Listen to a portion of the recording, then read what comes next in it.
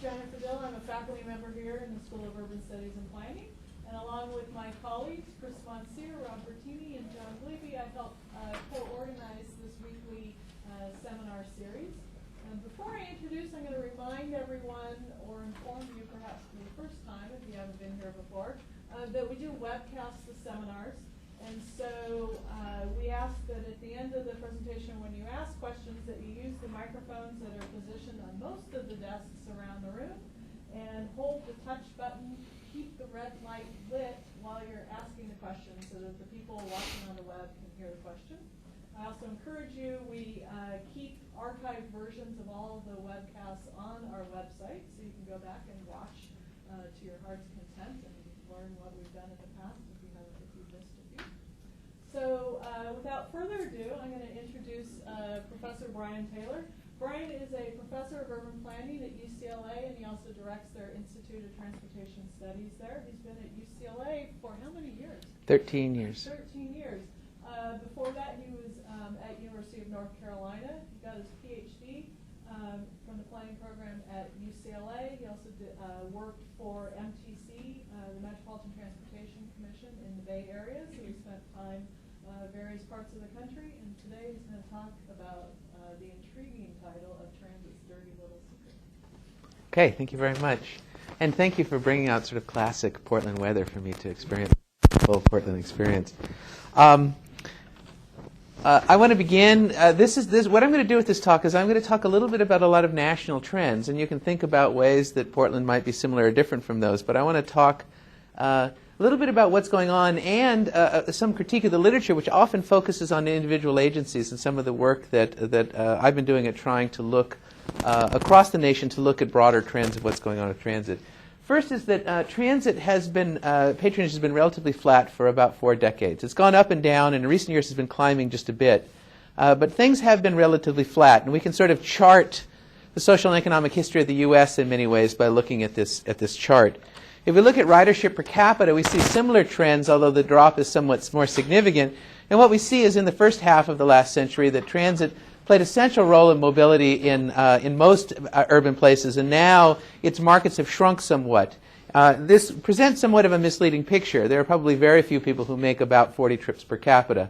In many places, people are riding transit a lot more. In certain markets, certain kinds of people, in certain places, usually around the centers of the oldest and largest cities, and in other places, transit ridership is very, very low, and large segments of the population don't ride at all.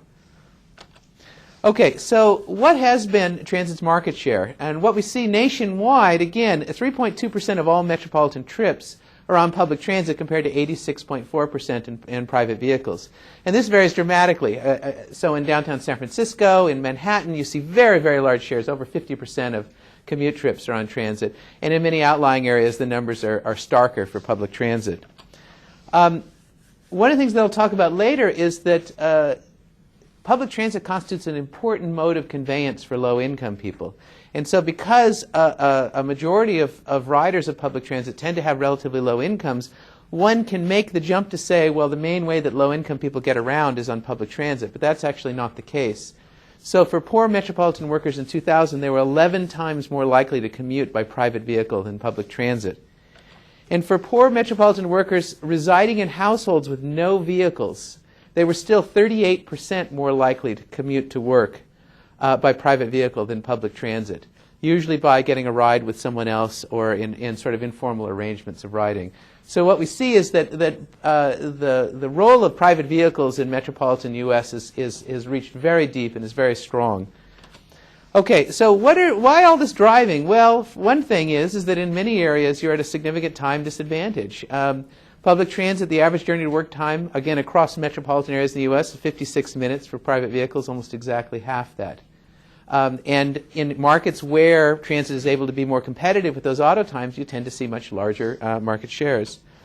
We see that if we look at the kinds of trip types that have been growing the fastest, it's been goods movement, which is relatively small share in public transit, and errands. And errands now outnumber work trips by more than 2.5 to 1. You ask most journalists or public officials, well, what do you think is the relative distribution of what's the biggest, most important trip type? How does it compare to trips by other means? They'll almost always think that commuting is the primary trip purpose, when in fact household serving traveler schlepping is really a much bigger part of what goes on now. And because of that, that changes the sort of the market demands for public transit in some important ways.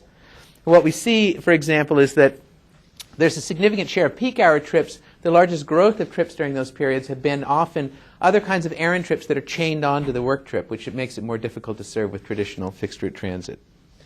Between 1993 and 2003, nationwide, we saw the lane miles of new freeway increase 3.6%, but travel on that freeway was almost 10 times faster at about 35.4%. So while there's been nationwide a policy shift against continued significant expansion of metropolitan highways, use of those highways continues to grow, and congestion has been a predictable result. We see instead there's been a significant shift towards capacity expansions of rail transit, and certainly Portland and Los Angeles are two important contributors to that. Between 1993 and 2003, this is when I pulled these data about a year ago, we saw about a 27% increase in rail transit. Ridership is up about 23%, so it's tracking fairly well, although a tad slower than the growth in rail transit service. Overall, in just this last period, we've seen an encouraging uptick in transit ridership of about 11%, but something very sobering is that inflation-adjusted government subsidies, this is capital and operating of transit, during the same period increased 57%. Okay, so one argument is we're making a lot of new investments in transit systems that we hope are going to pay off down the line, but we aren't seeing this kind of significant return in ridership right now. And we still see a pretty significant commitment in many metropolitan areas to supporting continued expansion of transit services. But we really need to see that ridership start to bump up, or that political coalition that's supporting big investments in transit may start to weaken, if not in Portland, in other cities. Between 2000 and 2004, annual patronage increased about 2.3% to about 9.6 billion trips. And during that same period, inflation-adjusted expenditures per unlinked passenger increased almost 8 times faster, 18% to $3.68. So what do we see? We see we're in an environment where we're seeing significant investment in new transit capacity. We're seeing some increases in ridership, but those tend to be lagging behind. And what we'll hope is that over time we're able to capture a larger share of that these investments will pay off down the road. So first what I want to do is talk a little bit about some research I did at trying to understand what explains transit ridership broadly within metropolitan areas, and then to look more closely at the demographics of ridership.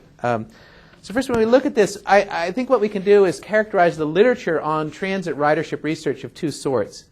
One is tended to focus on attitudes and perceptions, either of travelers or of transit operators, so asking them about what do their customers think or what's going on with the industry. Those tend to be somewhat descriptive analyses. Okay, they talk a lot about, this is where a lot of best practices research comes from, a lot of marketing research, a lot of things that sort of ask about what's going on. And that's used for marketing and service planning and fare policy. And it has been looked at some of the factors that influence transit use and some evaluations of transit performance. There's another group of research which has tended to be more academic in focus. It looks at environment, systems, and behaviors. It tends to look either in the aggregate at using things like a service area or an urbanized area as the unit of analysis, or disaggregate where households or individuals are the unit of analysis, and tried to construct causal models to interpret what affects the choices to use transit or not use transit. And that's used a lot, and it feeds into travel demand modeling, project evaluation, and behavioral research, as well as studies of factors influencing transit use and evaluation of performance. Okay, so these descriptive analyses are largely subjective. They tend to look only at systems that have increased ridership, and this could be a methodological necessity. So you can imagine a survey that says, you know, we're talking to transit systems around the country, and we've noticed that you're really going in the tank on your ridership. We want to learn about all the things that you're doing wrong so we cannot replicate that. So there's a tendency to kind of focus on the positive. But what happens is many studies have gone around, asked systems, you're doing really well, what are you doing? And then they interpret causality, saying, aha, what they're doing must be associated with the increase in ridership, when of course you have to ask everyone. And if everyone has marketing campaigns, but only the systems that have increased ridership have new fare structures, then you would have to assume that the fare structure might be more causally related to the rise in ridership. And those kinds of things are problematic in the literature. So the causality is implied, and it's often not tested. And there's a tendency to attribute changes to internal actions rather than external factors. That's not always the case. So if you talk, for example, to transit operators and you say, well, what's going on with your ridership? They say, well, we just opened this new light rail line. We have a new color scheme for our buses. We've got a new marketing campaign. Because those are things that those people are working on. Occasionally they'll say, well, the market's booming. We've had big growth. But a lot of times there's a tendency, because it's the work you're doing, to focus on those internal factors. Now, most of the empirical case studies of aggregate causal studies of ridership have focused on one or just a few systems. And there have been some of Portland and San Diego, Houston, a variety from around the country. They tend to focus on an individual system to try and see what explains changes in transit ridership over time. The focusing on individual systems allows researchers to get better quality and a wider array of data, and it allows for a conceptual development of the models. But there are very few studies that try to look across agencies, either cross-sectionally or longitudinally over time for many agencies. And this creates a problem where people will look at an individual agency and then try to generalize, which you shouldn't do from a case study, but people often do. And so there's a problem that you don't necessarily know that what went on in one particular area necessarily has lessons for another area. So some of the problems is when you look at a few agencies, they may not be generalizable. There's a significant problem of collinearity of the variables analyzed, and I'll talk about that more in just a minute. There's a serious endogeneity problem between service supply variables and demand. Some people just do let's regress everything and see what we get. The models are often not fully specified. There's a lot of inconsistency in the variables included in the models. And some variables, frankly, are difficult to quantify. We know, for example, that friendly drivers can have a big effect on use by elderly transit riders, and yet it's hard to get a friendly driver index and be able to compare it among transit agencies. So when we look at the ways that people have tried to conceive of how we understand transit ridership overall, we tend to focus on external or environmental or control factors, as well as internal or policy or treatment factors, the way they're used in the literature. And the list of those kinds of factors looks something like this. So for external factors, we look at population, employment levels and growth, fuel prices, income, parking policies, residential employment location, things like that. Internal factors would be the level of transit service, the service quality, fare structures, service frequency and schedules, route design, extent, density of routes, marketing information programs, things that are under the control of a transit agency. Okay, so if we try to put this in a conceptual framework, we can say that transit ridership is a function of things like regional geography, the population, population density, the topography and climate, metropolitan form and sprawl, areas of urbanization, environmental concentration, the economy, what goes on. Well, transit riders tend to be lower income than the general population. There tends to be a lot of sensitivity to economic conditions. So changes in employment levels and unemployment, you see more variation in transit ridership than you do, for example, in driving. And this has gone back for many, many years. So gross regional product, employment levels, the composition of the economy, per capita income, and land prices can all play an effect. And then we can look at the population characteristics. We know, for example, that immigrants use transit at a much higher level than others. The racial ethnic composition. After you control for a variety of factors, lots of studies have found that, for example, African Americans use public transit more than would otherwise be explained by other factors. Age distribution, income distribution.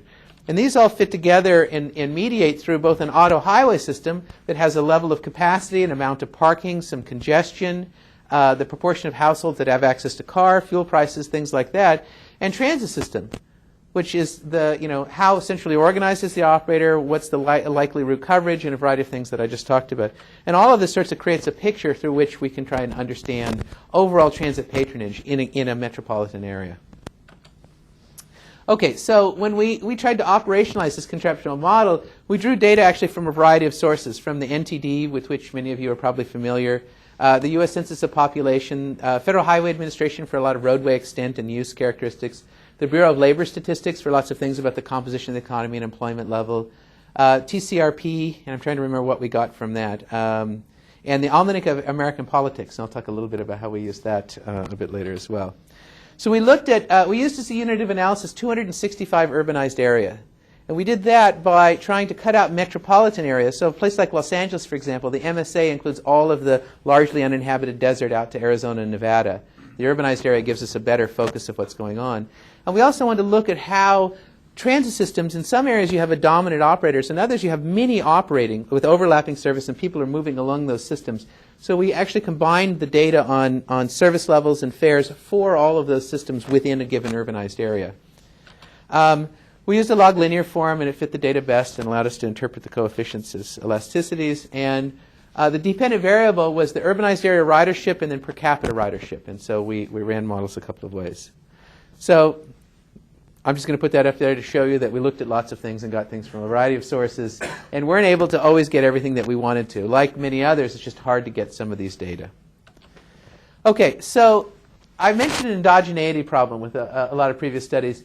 You actually see a surprising amount of published work at something like this. Is you'll have a model where they put a lot of variables in, and lo and behold, the thing that predicts ridership levels the most, and here we have a R-squared of 0.97, is revenue hours of service.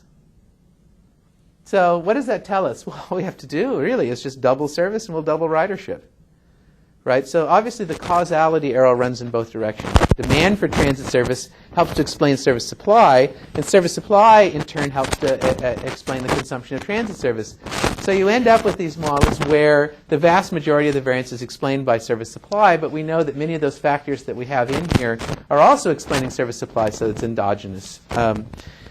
So what we did is what's done a lot when trying to examine these kinds of problems. We just did a two-stage process where we tried to predict average levels of service supply using unrelated variables and then use that predicted level of service supply in a second model so that we can analyze policy differences when people vary from that, right? So we come up with a predicted level of service supply.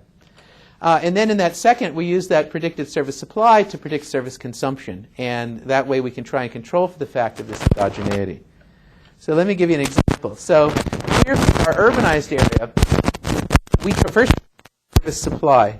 And the first thing we find is that total population of a metropolitan area is by far the most important explanatory factor in determining levels of service supply. And that sort of, given the scale effect, we're not, that makes some, statistically significant relationship percent voting Democrat in the 2000 presidential election. That is that more liberal areas tend to have more support of public transit locally, and we tended to see from other research that there's more likely to have regional sales tax measures and other kinds of measures to fund transit regionally, so that in areas that tend to be more liberal or left-leaning, there tends to be more support financially for public transit, which helps to explain higher levels of service supply. So this two-variable model with a R-squared of 0.82, we then use to come up with a predicted level of service supply that we take out the actual level of service supply for the area and then replace it with the predicted level in a second model. First, though, I'll show you where we saw variance between the areas in the country that were actually putting less transit service than we would think those two variables would predict in an area, and those that were putting out more. So that the areas where we had actual undersupply relative to what would be predicted were Kingsport, Tennessee, Montgomery, Alabama, Lewiston, Auburn, Maine, Key West, Florida, Greenville, South Carolina, Port Arthur, Texas, St. Joseph, Missouri, Hagerstown, Maryland, Phoenix, Arizona, and Benton Harbor, St. Joseph, Missouri. What do you notice about those areas? Largely southern. They're mostly poor. They tend to be poor, and they tend to be smaller, with the exception of Phoenix. Okay? Okay, here's where you have an oversupply. In other words, there's a lot more transit service out there than one would predict, basically. Olympia, Washington, Bremerton, Washington, Bellingham, Washington, Monterey, California, Johnstown, Pennsylvania, Ithaca, New York, Athens, Georgia, Florence, South Carolina, Rome, Georgia, Iowa Falls, Iowa. What do you notice about that group? Two things, really. A lot of university towns and Pacific Northwest. And Pacific Northwest.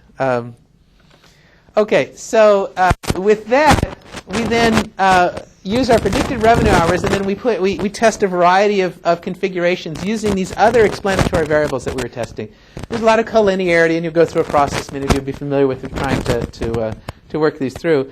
One of the things we came up with was this idea that percent African American was actually, while not statistically significant, was negatively associated with transit ridership. And yet we know overwhelmingly that higher proportions of African Americans should be associated with higher levels of transit ridership, because lots of individual level data analyses show that African Americans, even after you control for location in the metropolitan area, after you control for income and education, household structure, still ride public transit more than racial ethnic groups.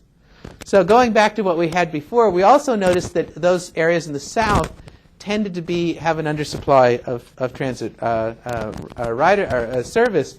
So what we did here's a list of those 265 areas. These are the 10 most and the 10 least in terms of proportion of African Americans. So the 10 most are Albany, Georgia, Jackson, Mississippi, Montgomery, Alabama, Memphis, Tennessee, Savannah, Georgia, New Orleans, Louisiana, Danville, Virginia, Shreveport, Louisiana, Alexandria, Louisiana, and Monroe, Louisiana. Every single one of them in the South. And many of them smaller and medium-sized. General population, not ridership, right? This is just the proportion of African Americans in the population. Okay? And then if you look, the 10 least, you'll see that 8 of the 10 are in the Pacific Northwest. One in the South, Laredo, Texas, which of course would be a high Hispanic population, and then Wausau, Wisconsin in the Midwest. Okay? So these have the lowest. So we hypothesized and tested with some regional variables. So what we did is we went back and put in a regional dummy variable for the South. And we found that, in fact, it was statistically significant. So those southern cities tend to provide less transit service, despite the fact that they have large African American populations. When we did that, the sign on African American flipped around to positive, as we'd expect, although it ultimately wasn't as significant. It was collinear with some other factors. So then we end up with something like this, and it says that the ridership in an area is a function of its population density, its percent carless households, percent recent immigrants are all positive. If the UZA is in the South, it's negative. The transit fare is negative in a way that we'd expect, and service level is positive, and the percent of population enrolled in college. And this gives us a picture nationwide of what helps to explain who's using transit rider. College towns, places with lower fares, and that service level I want to talk a little bit about. We tested lots of different things, whether or not there was rail transit, what the extent of the route network was. What we found is this service level is a measure of average headway. And it is a very strong predictor of ridership. When headways go down, ridership goes up. And it was stronger than almost anything else that we, along with fare.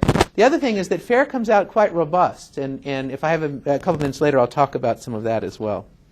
Okay, then we looked at per capita, and we found it's a lot harder to predict per capita service levels. Here, this is just looking at per capita. So population density, the percent carless households, and whether there's urbanized areas in the South, all were used to explain service supply. But you can see the R-squared is much lower in this case. Then we turned around and did the second stage model again, and here we find that that the total land area, which is almost getting at again how big the median income, so as incomes go up, ridership goes up. The proportion of the population that gets around or commutes by means other than driving alone or transit. So this is the share of people who would be walking, biking, and carpooling. The transit and service level, again, all the size of the metropolitan area, these factors nationwide have the biggest predictive effects on transit use. So this just gives you a picture of all of the models and the way that we used them in the first stage and the second stage, and what we saw as since I've walked through most, I'm not going to show them. So what can we conclude from this? And the reason I'm going this is I'm going to actually talk a little bit around about. First is that total and per capita urbanized area ridership are primarily a function of external factors, primarily. So in other words, you can be doing a fantastic job in Bakersfield, California, or a really lousy job in San Francisco. And in San Francisco, you're just going to have a lot more transit riders than you are in Bakersfield. That what you're dealt explains a lot of what's going on. So what are those things? So the regional location being outside of the South, which is probably a function of sort of political support for transit. The population size, larger metropolitan area, larger ridership, the density in the land area. All things that we'd think are fairly common, except that land area is positively associated with ridership. So this is sort of, after you control for density, land area is positively associated with ridership. In metropolitan economy, median household income goes up. So when the economy is booming, it goes up well. And colleagues of mine who do a lot of work on travel by low-income populations, people move in and out of paid work. Lower-income employees depend a lot on public transit, And there's a lot of instability in what they call the secondary labor market. When things are booming, the secondary labor market's a lot tighter, a lot more people are going to work, and a high proportion of those people are depending on transit. So that's one of the reasons that transit ridership is often dependent on regional economic conditions. The population characteristics, the percent Democratic voters in an area, which again probably has more to do with a willingness to support transit. It may have something that Democrats are more likely to write transit. I don't know, but we know that it's more likely to support funding transit. Percent African American is associated. Recent immigrants and college students. Now, a colleague of mine at UCLA is doing a lot of work on recent immigrants and transit travel. One of the things that she's finding is that immigrants ride transit at very high levels, but are transitioning into private vehicle use at a fairly rapid rate. And within 7 to 10 years, their driving patterns look very similar to native-born. So areas where you have a lot of influx of new immigrants, you tend to have a big bump up in transit ridership. But so far, that doesn't look like it's sustainable. And college students. College students are very good for public transit. And finally, the proportion of zero-vehicle households helps. The vehicle miles of travel per capita, the more driving in an area, the more transit use. Commuting via carpools, walking, and biking are also positively associated as well. So it's more difficult to predict per capita service levels at the urbanized level, in part because transit patronage is so strongly associated with metropolitan area population. Big cities carry transit riders.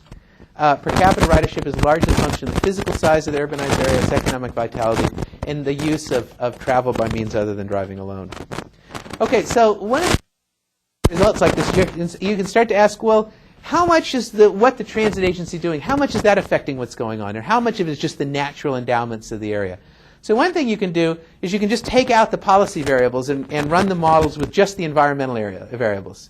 So that's what we did. We took out all of the things like service supply and fare levels, and we just used the environmental variables and said, well, how much can you explain of the variance in transit ridership? And the answer is a lot. Okay, so for overall transit ridership, if you don't include anything about how service is supplied, nothing, just what the population is, what the demographic composition is, all of those sorts of factors, you explain about 86% of the variance in transit ridership. However, if you look at per capita, which is essentially controlling for the size of a metropolitan area, you start to see that policy can make a much bigger difference. So the predictive power goes up a lot in terms of per capita ridership, depending on the things that transit operators are doing. Okay? There's another way of kind of looking at that. What you can do is you can take those model results and you can plug in sort of the mean level for all of the variables except for a given policy variable. And you can take the 5th and the 95th percentiles of those observed levels and plug them in and then see what the difference in the predicted ridership is. Okay? Does that make sense? So you hold everything else constant in the model, and then you go out and say, well, what do we, when we observed what was actually going on with transit fares and actually going on with transit ridership, what were the 5th and the 95th percentile levels?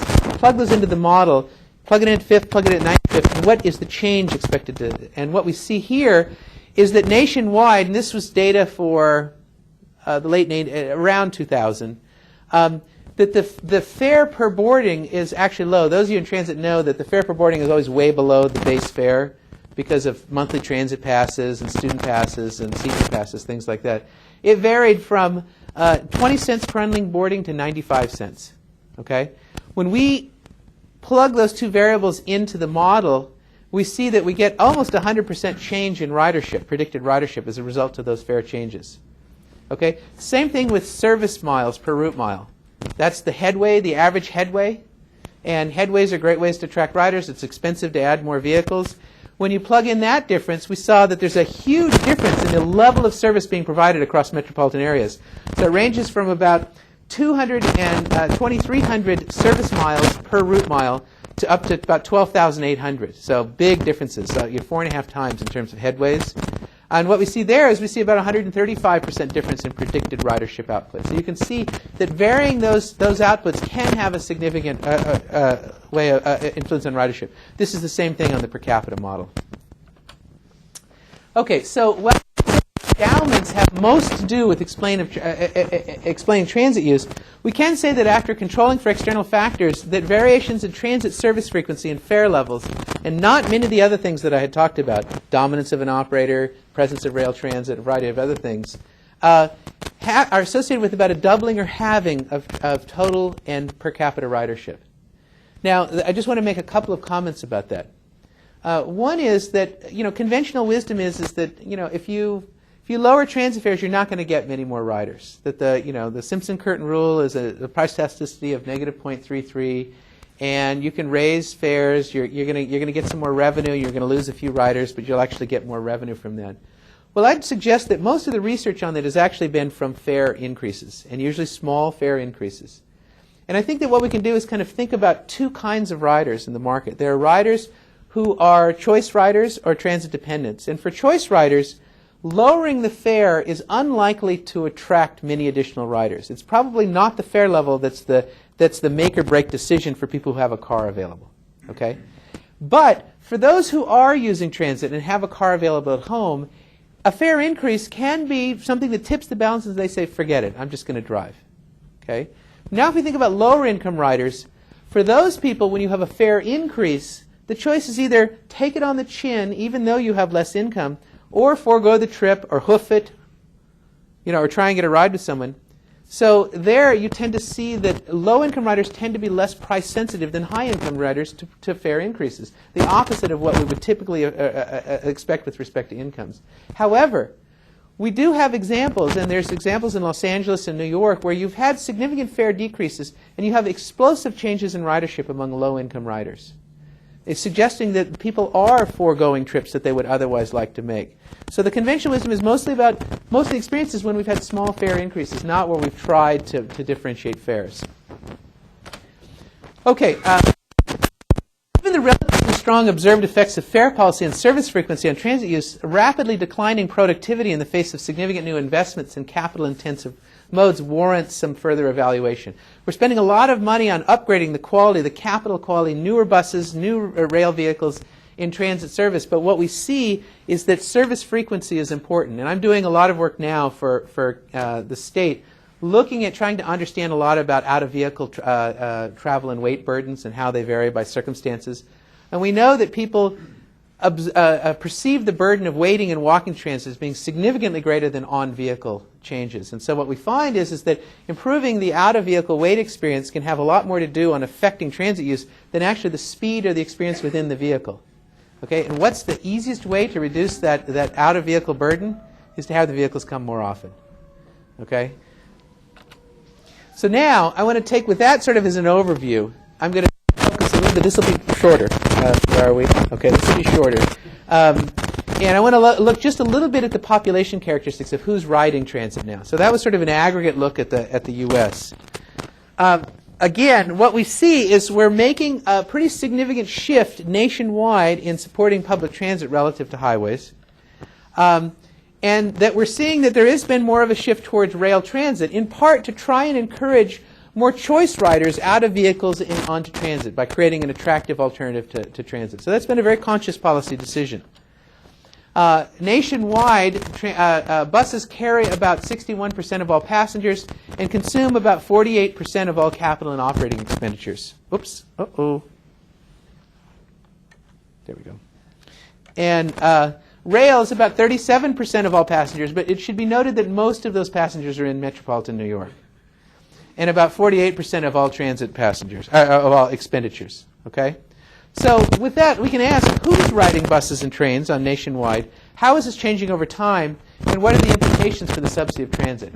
This is going to be a little brief snippet for some other research I'm doing. Oops. Here we looked at the National Personal Travel Surveys and the NHTS from 77 through 95. And those of you who worked with them, it's very hard to make a lot of the data compatible. It takes a long time to try and get things that are relatively compatible here. The unit of analysis here is not the urbanized area, but it's individual day trips.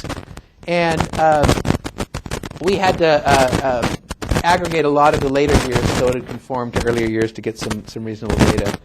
I'm just going to show you a few. First, this is 2000. This is work trips. This is the so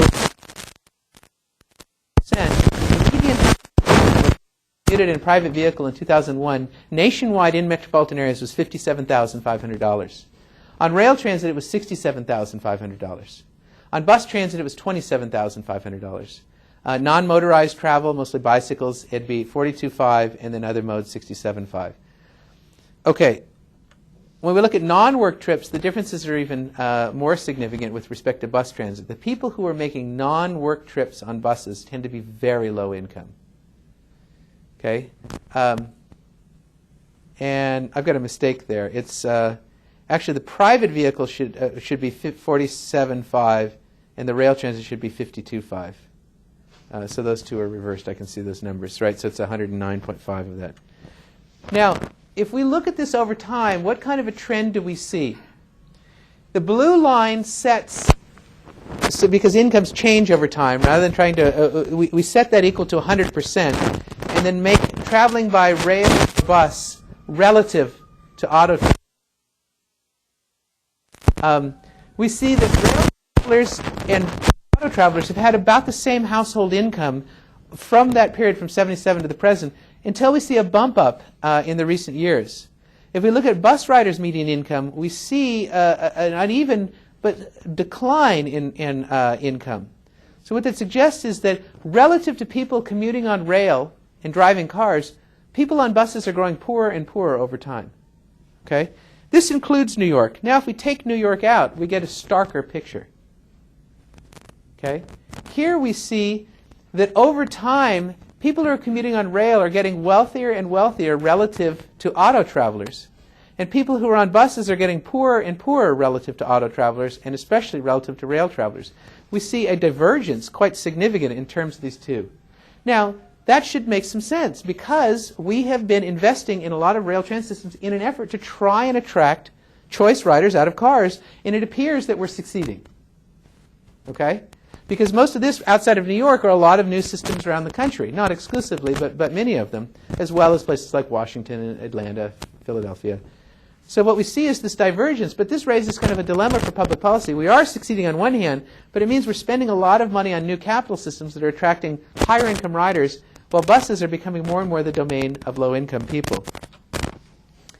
If we look at the ethnic composition, I think there's a few things here. As I tell my students in Los Angeles, kind of laugh. First thing that this chart, this shows the composition, ethnic composition of private vehicle travelers for all trips from 1977 to 2001. Now, if you live in Los Angeles, what this makes you aware of is there are still a lot of people in the country. Because this is not a picture you would see in Los Angeles for anything. At the bottom, blue bar on the right, the census now allows you, there's now a trend to allow multiple ethnic identities, and you start to see a lot of private travel. This is rail riders over time. So what we see is actually in terms of, while incomes may be going up, the proportion who are Anglo is actually tailing off. And there's a rise of African American, Hispanic, and Asian rail riders. So becoming more ethnically diverse, in part reflecting what's going on in metropolitan America. Here's bus riders. Since 1995, a majority, or a plurality of bus riders have been African American. So what share of the total U.S. population is African American? It's about 10, just over 10. So about 10% of the population African American. In 1995, almost half of all bus riders were black. And if we look at this, just over a quarter of all bus riders are white. So we have more white people, much higher income. Rail and buses becoming much more a domain of minority and low income. So what are some of the findings here? Bus riders are becoming poorer and less white over time. So one could argue is that as metropolitan areas become more auto dominated, the relative disadvantage of traveling on buses increases. And for those who have the income and the ability to either take advantage of rail services or to drive in cars, they do so. Those who are left behind are getting poor and poorer quality service. In contrast, rail travelers are becoming wealthier relative to auto travelers over time, with rail patrons outside of New York particularly well off. In 2001, bus riders outside of New York came from households with incomes 58% lower than auto travelers. Well, rail riders came from households with incomes 38% higher than auto travelers. So bus transit, in other words, can increasingly be viewed as a social service for the poor. And I would submit that this is something that the transit agencies often don't want to advertise in terms of one of the things that they're doing. There's a highly talked about paper in the economic development literature by Ed Glazer, the sort of prolific urban economist at Harvard, Matt Kahn, who's now at UCLA, and I forget Rappaport's first name, when they were arguing, well, why do the poor live in cities? And they did quite a sophisticated analysis, and they argued essentially that what we've seen over time is that poverty has moved from the countryside to the city over the last 80 years. And in that, we've seen that, what's the draw? And their argument is that it's better access to public transit and social services. So those two things are the main things that are drawing the poor to cities. I would argue that it's actually better access to social services. Public transit is first and foremost among those social services. So public transit is serving a very important social service mission. Now, this is an important and compelling role and an important rationale for the subsidy of public transit. But in a public policy environment where redistributive social policies are increasingly scrutinized and questioned, transit's central role as a social service for the poor is not widely touted by transit managers. And I gave this talk to a CALAC group recently, and someone came up and said, well, that sort of describes our ridership. For God's sake, I'm not going to say anything about this because, I have a lot of people on my board who aren't interested in providing those kinds of services. If I tell them that we're going to help with congestion and we're going to help with environmental sustainability, they're going to vote to fund that. And if they do that and we use it and we're mostly helping poor people get to work, that's great. But we don't need to advertise the fact that we're doing that. So instead, goals like congestion reduction, environmental improvement, and development advertised because those are more broadly appealing. And I would say with considerable public subsidy between 1990, well, if you feel like you could use more money, that's a big increase and represents a big policy change. So that most transit users, that most bus riders are poor, that they're relative to rail and private vehicle travelers are.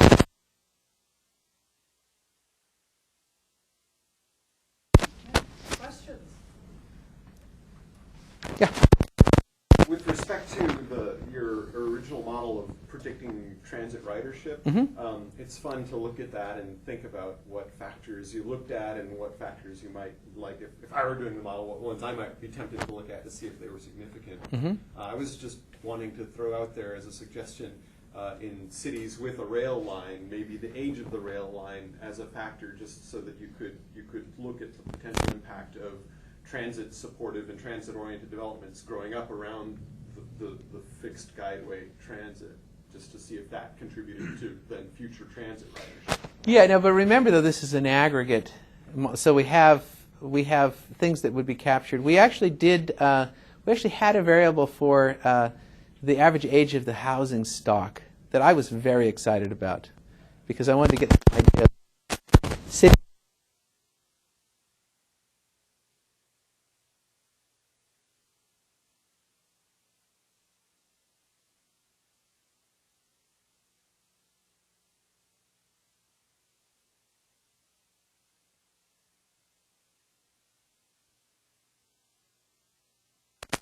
That would give you something unique about TOD that population density wouldn't capture. And I think we could speculate most of that variance would be captured by population density.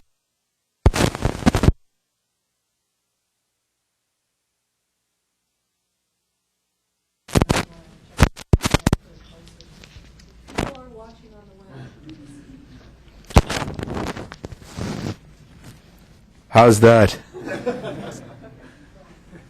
Yeah, so we just work our way back.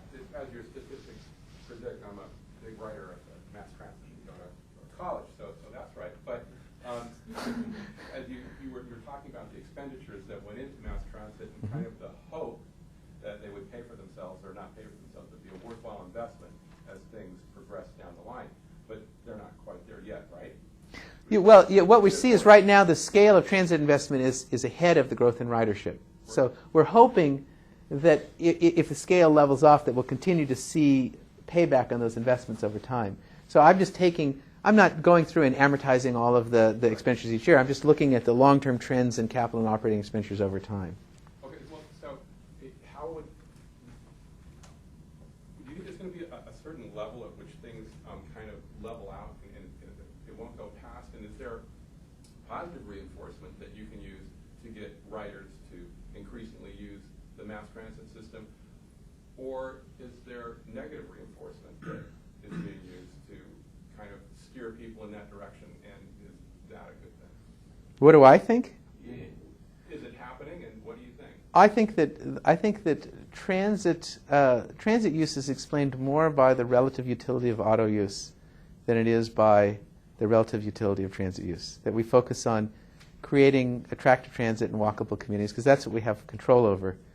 But a much more important factor is what are parking policies, how much road capacity is used, whether or not there's road pricing, whether or not there's capacity expanded, so that people make decisions in terms of the relative utility of traveling by different modes.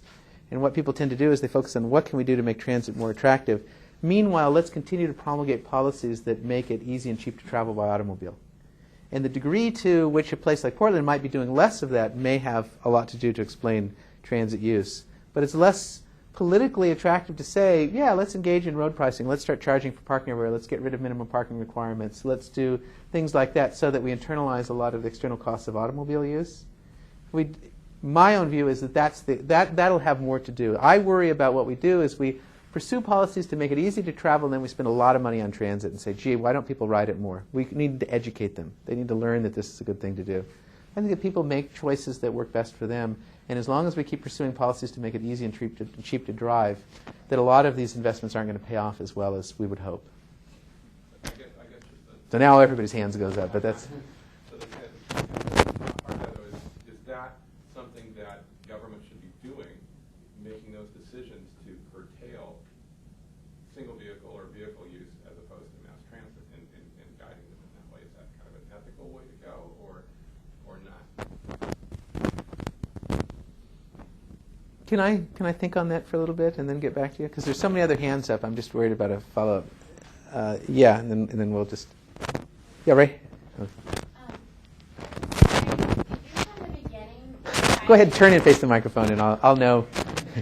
I was just wondering if from the beginning, did you decide to look at the percent of Democratic voting in 2000, or was that something that came to play after you saw the spread of what it looked like from the South? Because the South is predominantly, conservative leaning, and they don't focus very much on mass transit, bus systems, and stuff like that. Like, I don't even think Albany, Georgia has any type of mass transit system. I've never seen any buses in Albany, but so That would explain the undersupply then, wouldn't it? right. Like I said, I don't even think that they have a system in place. So is that something that did you from the beginning set Yes. out From the beginning. Did A lot of my work is in transportation finance. uh-huh. And because of that, I'm very interested in the politics of finance and how we make decisions about things. So all along, we tested a whole bunch of different things. And I made students go through and construct all sorts of variables about, there's a lot of index of American politics to try and get levels in Sierra Club and, rates, congressmen. And we did all sorts of things like that. We looked at sort of taxation levels. And we found that just what percent Democrat explained most of it. That we were all those different measures were explaining the same part of the variance, and they were a lot more complicated to construct, and that was very simple and straightforward, and intuitively easy to understand. You're already expecting the spread between the Northwest and Well, the blue versus red states. You were pretty much expecting the spread of one having higher priority towards mass transit. well, I was just expecting that more liberal areas would be more likely to be providing more service supply, and that did pan out. So yeah, let's see. Oh, yes, here. Hi. I'm personally very interested in modeling the growth and decline of transportation systems. Mm-hmm. And if I understand it correctly, your model is a cross-sectional model. It's cross-sectional. And there are a lot of conclusions, policy conclusions drawn from that cross-sectional analysis. Just wonder if the data will allow you to look into some longitudinal models, because sometimes cross-sectional analysis... Absolutely. The data... biased, Yes, absolutely. It's entirely money. We've got the data sets. We have other things we want to do. When I get more money, we're going to do more. Part of what went on is that a lot of this, when you start pulling data and variables from other places and start merging together, it just takes a lot of, it just chewed up a lot of resources. So we had intended from the start to actually do it as a longitudinal study. And just getting one time slice fully there, we ran out of money. So I want to pick this up and continue because you can overinterpret you can overinterpret from cross-sectional models, and I'm worried they're sort of becoming passé. I still think that there's some benefit to cross-sectional analyses, but they are becoming out of vogue. I know that. But do you think that data science can Yeah. It's just graduate students and money is the only obstacle right now. Just one very quick comment. And on one slide, you showed undersupply and oversupply. Yeah. But what I thought is really mean is that the supply is more above average or below average. Yes. So it's, when you say Not oversupply, average, or what we would predict given that predictive model of service supply. Right, just So it would suggest that things other than those two variables were explaining the differences in service supply, which could be associated with local policy decisions. right, sometimes when I saw oversupply, it indicates that you supply more than what's out. Oh, yeah, there was no normative. I know you're not- not. yeah. You didn't mean to say that. Yeah. Okay. Well, I can change that. But that was there's nothing normative in play. Like they're providing too much. That wasn't the goal. It was just relative to what one would predict. Yeah. Okay. So working our way back. Yes. Yes, I noticed that you mentioned that it showed that higher income people who use rail were a higher income even than the average. Yes. And that was for basically newer rail projects. I think you excluded New York. Well, newer in that there are, of course, Boston. It includes Boston and Philadelphia. It just includes everything but metropolitan New York. But we saw our experience out here, and I think in most new light rail lines have a huge park and ride component, Mm-hmm. which basically could possibly justify some of this higher income. In other words, people driving to rail to use rail, and then they drive home. So in fact, they're still motorists. And Yes. Yeah, and the air quality savings aren't as great because of that's short. right. And there's also been suggested that we start to look at our transit system more of a system, and that the rail and the bus system work together. So the buses feed the rail, and that's what happens in some of ours. It's interesting here. Or the rail feed the buses. In Portland, some of the stations with the highest riderships don't have light rail, or don't have Park and ride. park and ride, but are fed by cross-town frequent service buses. And so the question is, it has to do with, do you think that the way the rationalization of the total transit system, bus and rail, will have a greater effect on increasing ridership than just frequency alone? Frequency obviously is. I think the focus there's boy, you guys ask a lot of normative questions here. I think that there's in political realms of planning, I think there's excessive focus on individual links. So a new BRT line or a new light rail line, I think it's the network effects that are really important, and that you need to have good network coverage and low headways and good integration. Whether it has rubber tires or steel wheels, it needs to be integrated to allow people to move across the network. And that we tend to focus on individual lines because there's a way we can wrap our mind around that in a clearer way. The other thing that I would mention, though, is that I think that there's one of the things underlying this decline in productivity, which might be the other secret that we're seeing, is there is an alarming decline in productivity to going along with this ridership. I think one of the things that's behind that is by focusing on downtown commuters, you're focusing on people who are tending to make relatively long trips in the peak hour in the peak direction, who aren't necessarily making shorter trips, making counter-direction trips, and making off-peak trips. That lower-income riders tend to use transit for many different trips at many different times of day. Okay, so by focusing on that, you're focusing on the most expensive trips. So to add capacity in the peak, the marginal costs are by far the highest. So what we're seeing, for example, is that the the highest incomes nationwide by transit mode is by far is commuter rail lines, right? Things like Metrolink and Long Island Railroad, they have very, very high costs because you're making, maybe a train set makes 2 trips in. Some of them only make 1 trip in. They might deadhead, empty back out, make another trip in, then they sit around all day, and then they make 2 trips out in the afternoon. So you're buying this equipment, hiring drivers to sit around to make just 4 trips during a day. So it means that the costs are relatively high, and adding capacity in the peak hour and the peak direction is very, very expensive. So we're tending to add capacity to serve a very expensive to serve market. And I think that's part of what's going on, is that those costs tend to be relatively high. And that's part of what's explaining that as well. So that doesn't apply to rail alone. That a lot of express and commuter BRT services, when they're oriented in getting people into an area and out, they have this double peak problem of peak time and peak direction. And that means that the capacity is often underutilized at other times. And those trips in other directions at other times are really cheap to accommodate because you've got the capacity, you've got the vehicles out there, and that there's a lot of potential there for trying to improve that. So, okay, so maybe on this side. Here?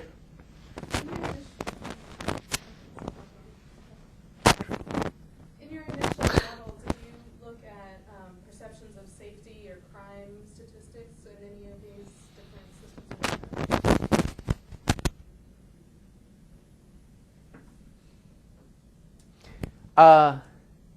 No, we wanted to. And the issue here is this is why people end up not trying to do all of this aggregate cross-sectional analysis, because you have to have data that are comparable across all of those systems. And we toyed a little bit with some general crime statistics, but I'm very wary of people using sort of aggregated personal and property crime statistics and applying it because it's so spatially contingent. The issue about fear, in fear of safety, I'm doing other research right now where we've surveyed 700 riders. It's the most important make or break thing. If people feel unsafe, they're not going to ride.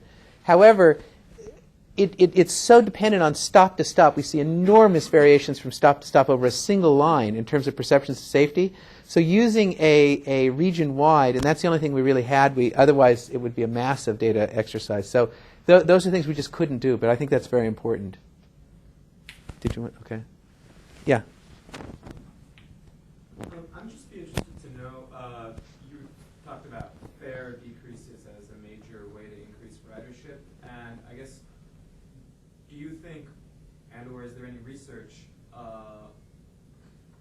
is there any research about the relative effect of decreasing base fares versus changing fare structures, making it easier, maybe free transfers and monthly passes and things like that?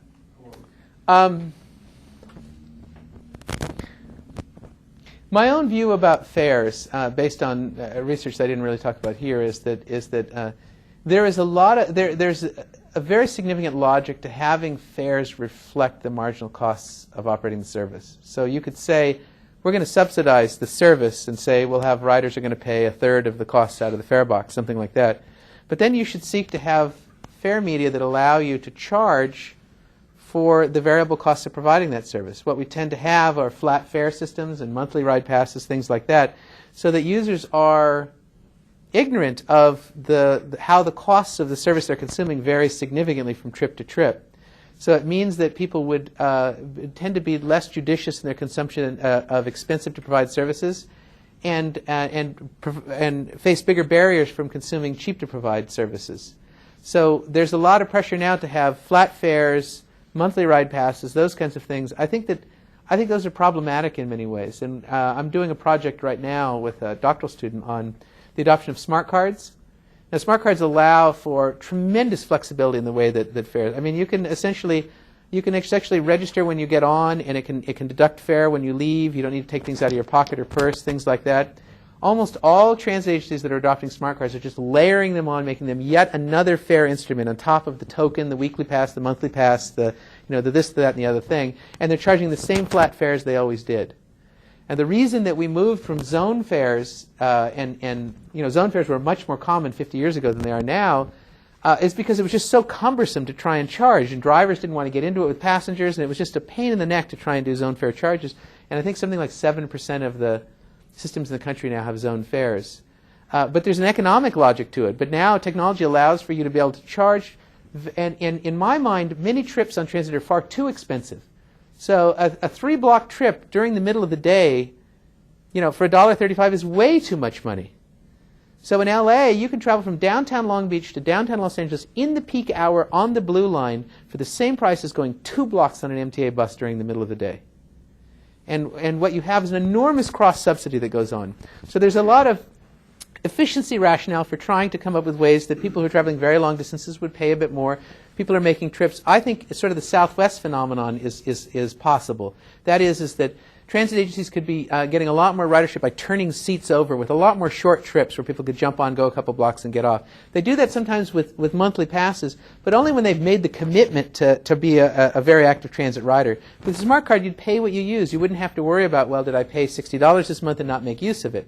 You pay what you use. There's also a lot of evidence that those monthly ride passes, and it depends on the agency, people are very careful about using them, and they use them when they make sense for them economically. And, I used to live in San Francisco, and we had a thing with the Fast Pass, how we would pass it around, and we would get hundreds of rides a month off of this. And there are examples now that they can record that there are people who are getting 300, 400, 500 rides a month off of monthly passes. So I see a lot of there's not much interest in sort of thinking creatively about how you can price transit to make it, on one hand, more attractive and to increase efficiency, and how you can sell, in the same way that the frequent flyer miles are, you can sell a lot of space that's out there empty right now for a relatively low cost that gets you some revenue that costs you almost nothing to provide.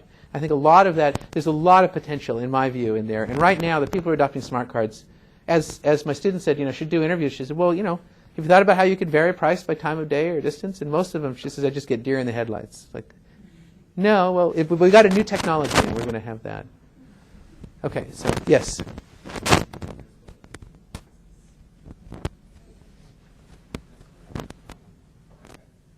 Is there any sort of a link between the transit lines and the bus lines that are running 24 hours versus those that are only running portions of the day as far as ridership and per capita ridership is concerned?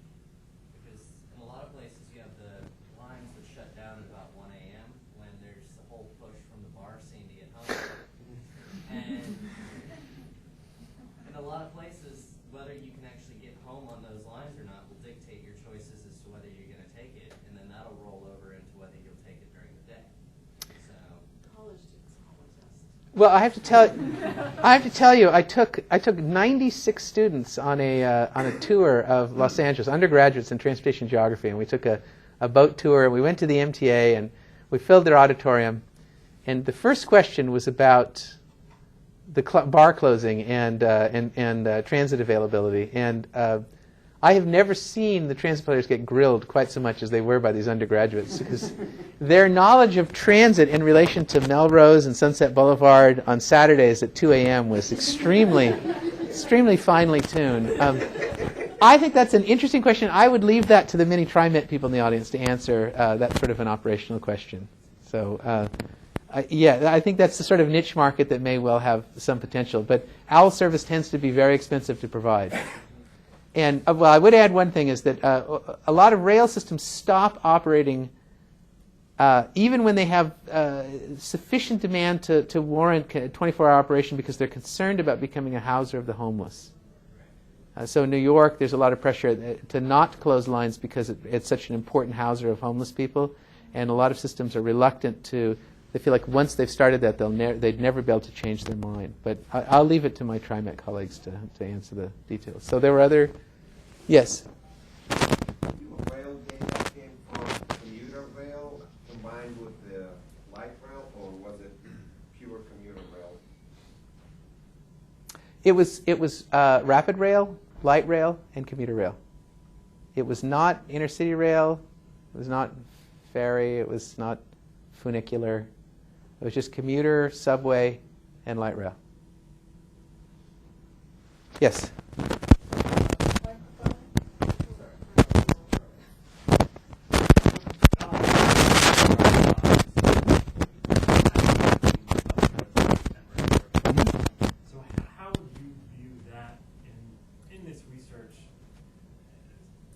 regards to this. Well, how would it have been classified in this? Well, yeah, and also Now the problem we had is because this was over time, we now have the ability, the latest data actually differentiates a lot of different modes, but to make it comparable with the past, we weren't able to do that.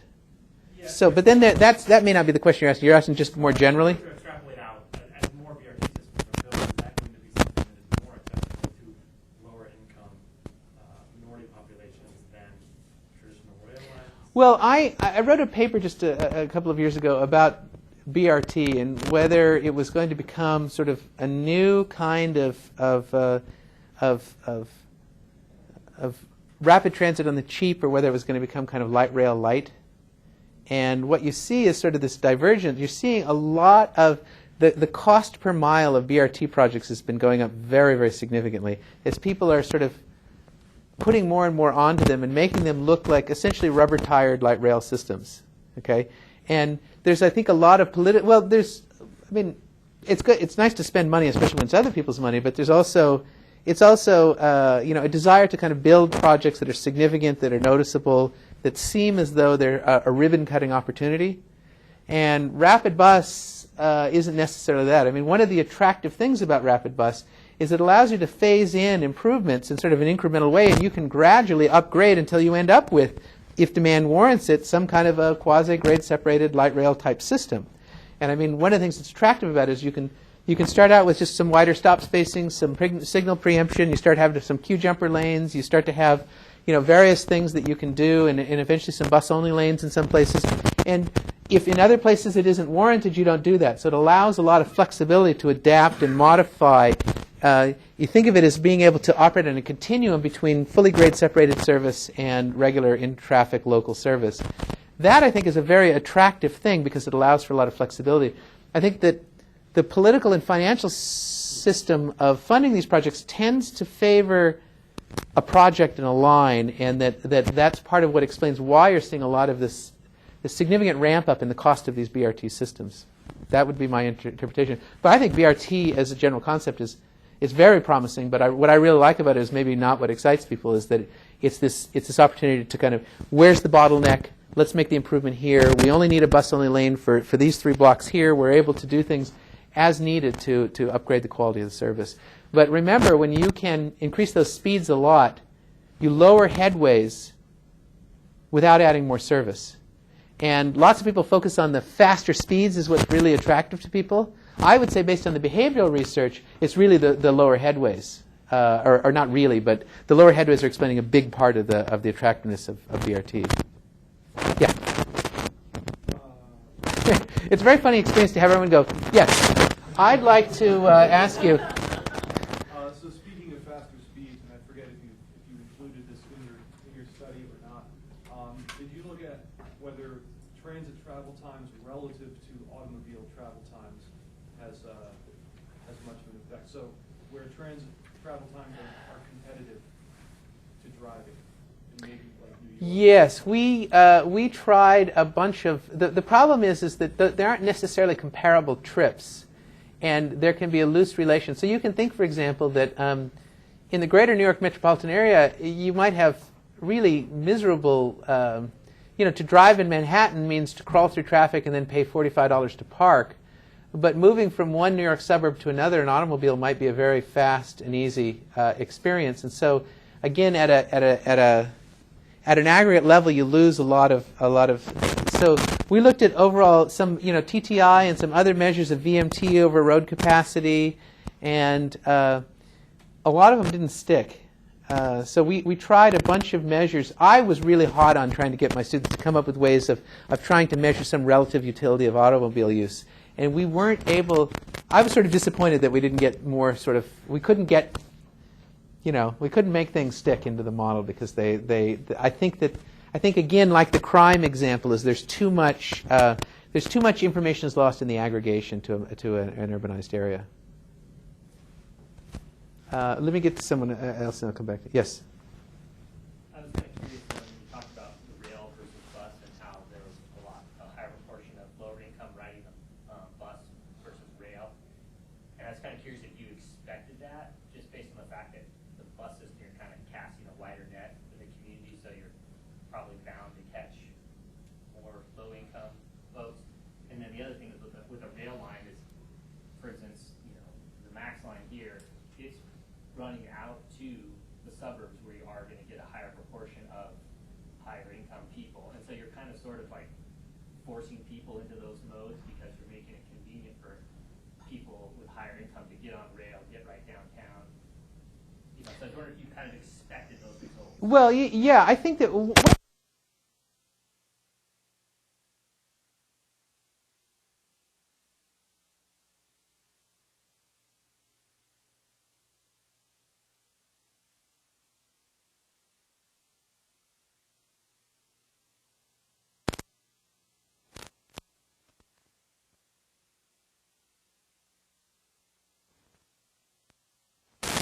figured to be expressed in character, to be peak-oriented, and to move people to areas where parking is difficult and expensive, like in central business districts and airport cities. The outlying areas are going to tend to capture high, whether or not they're trains or buses. Okay, and that those can be express bus services, for example, and that operate in sort of tight networks in central city areas, like they do in New York or the central part of Washington D.C.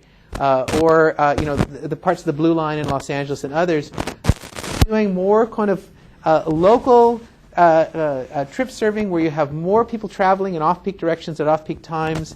And so this capture, it's sort of like the red state, blue state, because the whole red state, blue state thing is mostly urban and small town and rural.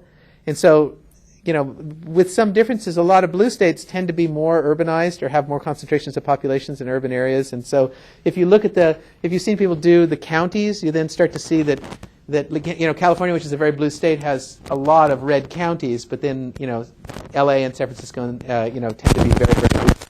I think the same sort of things go on with transit ridership as well. We tended to develop express-oriented services that are rail and that serve downtown areas. But there's nothing inherent about rail that causes it to operate in that way. It's that we've configured them in those ways. And you can configure bus in those ways. I think the issue is more about configuring express peak-oriented services for higher income riders to attract them out. Tends to be expensive and tends to, in fact, attract higher income people out, as was an explicit policy goal. So I think that's the more salient issue rather than whether it's a rail or a bus. And it's services that tend to be more local-oriented, where people are making lots of trips across the work, making shorter trips, using transit for a variety of different purposes. That tends to be done by people who, because of age, income, or disability, can't make use of automobiles. And they're sort of good for transit because they ride a lot when there's excess capacity. And so I think that's the bigger issue rather than sort of rail or bus. However, the data are organized by modal type. And so in some ways what we're capturing is really those differences in the configuration of services. And by holding New York out is why you get some of those differences. Because New York is obviously doing lots of local transit service on their subway system. Lots of local trips that aren't going into downtown. So that's the distinction I would draw. Yes? One of the motivating factors for policymakers to cease advertising, the fact that a lot of the funding for public transit is assisting the poor, is one of the reasons for that is because they were assisting the poor and they wanted to retain the upper incomes support of funding for public transit. And that's one of the reasons they stopped advertising that fact. Well, I don't know if it's a matter of stop or advertising. It's just that I think that anyone who's going to craft successful support for public transit is going to argue that it serves a broad array of social and economic purposes. And think of dependence and dealing with congestion and creating sort of livable communities. Those are things that are very broadly appealing. And so one would construct these kinds of arguments. Now, it happens that those non-transit dependents have been successful. So on one hand, you say, you're being unfair. On one hand, this is an explicit policy objective. It shouldn't surprise us that we're starting to see higher income riders on these modes, because that's sort of what we're trying to do. But it does raise, I think, an ethical, political dilemma about the situation where we're finding that the people who are the highest income we're giving the very largest subsidies to, and the people who are lower income are lower subsidies. The goal isn't income. So I think, but what I've had several transit Dems and other planners say is, this is just going to get us nowhere politically with our board, or if we say, gee, the vast majority of people who are using our system are really low income. That isn't going to get voters in the suburbs to say, yeah, let's extend that sales tax for public transit. But if you can say, we can provide a service that's going to give you an alternative to traveling in congestion, and it's going to be a modern new system that's going to help make the city more sustainable, that's going to get the support. And if it turns out that whatever that is, if it's mostly low-income people using it, great. Then we're serving this social purpose. But if we were to go and advertise that, we'd actually probably not get those funds. That would be the argument, at least a few of them have made. And so, is one said, is it disingenuous? Maybe, but I can live with that. I guess I was just wondering statistically if you had seen a decrease in funding or support of funding before that season advertisement was. No, I'm not able to do. I mean, one of the things I am doing now is I'm looking at actually the stated objectives of transit systems around the country to see how many identify serving the needs of poor or transit dependents as an explicit goal relative to other sorts of purposes. But again, it's being done in sort of a cross-sectional way because it's hard to really say, okay, what was your short-range transit plan 5 years ago, 10 years ago, and then look at how those goals change. Yeah? Just a question on your data. When you backed New York out of the rail, did you back up the entire metro area, including like New Jersey Transit? And Yes. You did? Yes. Yeah, it just occurs to me that a lot of the kind of dichotomy we're talking about has to do with just like express versus local service, whether you're talking about a subway or a bus. Yeah, now one thing to keep in mind is what share of all transit passengers are in the New York metropolitan area in the country? Yeah, about 30%. Yeah, so you're talking about basically taking a third out. When you take taking out New York, that's taking out a third. Talk about the 800-pound gorilla. So it really affects the data a lot. So I just wanted to say it's taking it out, and that's unique, but it's also its scale is so stunningly large in terms of the country that it's an outlier. It's worthy of study on its own, right? It's so significant, and it just dwarfs anything else going on in the U.S. I'm sorry, but I don't know if you finished your point. Yeah, I guess the other point was when we talk about the dichotomy between rail users versus bus users or income level. A lot of what we're talking about, I think, is express versus local service users. When you're talking about like commuter rail, that Yes. really tends to be more of an express service. Yes. Or if it's rubber wheels, an express bus from Bellevue into Seattle that doesn't stop every 2 blocks. I Right. think that's kind of more the divide you're talking about. And other work that I've done is looked at sort of how the to try and fully allocate the costs of operating different kinds of services. And I think that most transit operators, while they have really great general understanding of things, most boards don't really understand how much the marginal cost of services vary between the peak and the off-peak and by different modes for different kinds of services. Because if they did, the way of charging flat fares would make more explicit the fact of how huge the differences are in subsidy from ride to ride. Most of them use a lot of average cost models, which just has, what's the cost of providing an hour of service, maybe across modes, but not what's peak hour, peak direction versus peak hour, off-peak direction versus non-peak hour, and that you see huge differences in the marginal costs of the service. And because of that, we're pursuing policies to develop the most expensive services, which means that we're not getting a lot of additional service or riders per dollar. The question is if you had those same investments and you were paying more attention to what those costs were, could you be getting more service out there and more riders if you were able to configure things differently? Yes? That's 124. You said 130, right? Yeah. Go ahead. No? Sorry? No, go ahead. Okay, yeah. I was curious if you looked at things like Fairless Zone, if you have a Fairless Square downtown area, and how that affects ridership into a metropolitan area or throughout the metropolitan area. I have not looked at that, but that's been looked at. There's certainly been those have tended to be less successful. I think Portland's kind of an exception. I think that a number of cities have tried that with less success than Portland has had. But that's, there are probably other people here who could answer that question better than I could. Jennifer, do you? I don't. I haven't worked on it. Okay. Yes? Does the increasing proportion of black bus ridership imply white flight? From buses? From buses. Here's how I would put it, and I don't know. I don't want to offend any transit people here, is that over time we have pursued policies to make automobiles sort of a very easy way to get around cities. And it's come at very high social and environmental costs, but we've done it.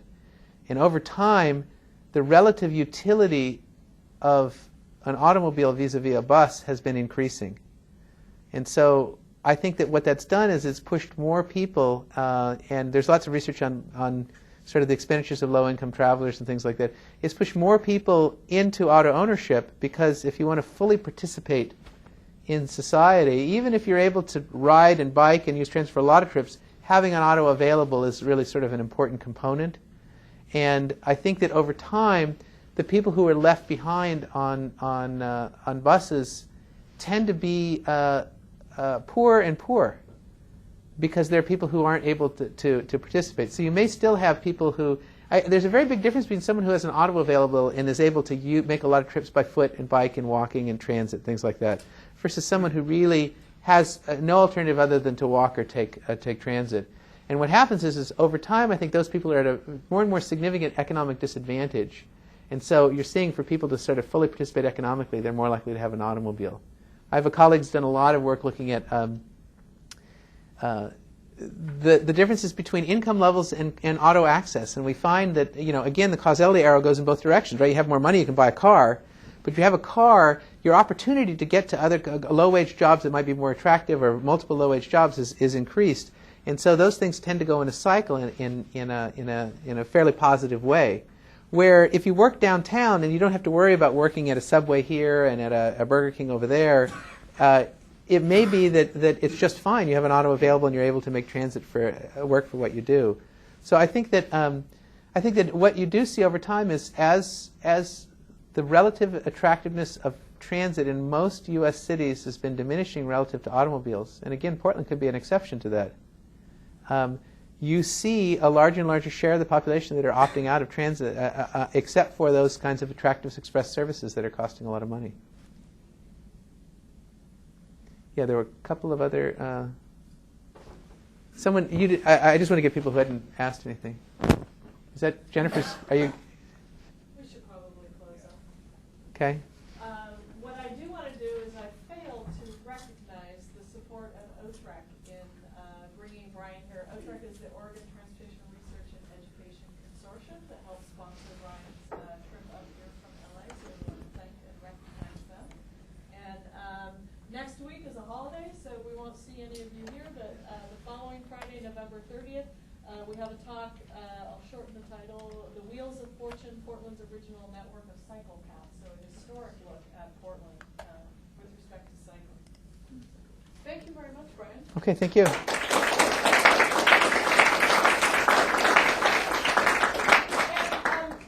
if you're a student, check in and make sure I got your question because I'm still permitted names. I think it's interesting that you couch the appeal of various forms of transit to higher and lower income people.